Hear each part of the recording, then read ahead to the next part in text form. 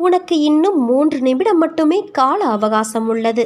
அதற்குள் நான் சொல்லும் இந்த பதிவினை நீ முழுவதுமாக கேட்டுவிடு. என்னை நிராகரித்து அவமதிப்பு செய்யாதே. பிறகு நீதான் வருத்தப்படுவாய்.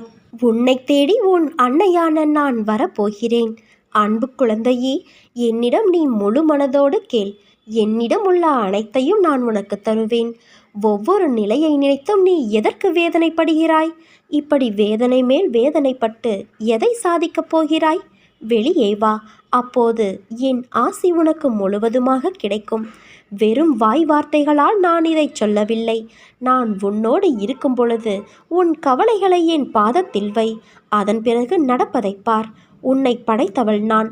நம்பிக்கையும் பொறுமையும் கொண்டு இரு. உன் கர்ம பலன்கள் முடிந்து விட்டது. எப்போது நீ என்னை நினைவில் நிறுத்தி கொண்டு பூஜை செய்தாயோ அப்போதே உன்னுடைய கர்ம பலன்கள் பொடி பொடியாக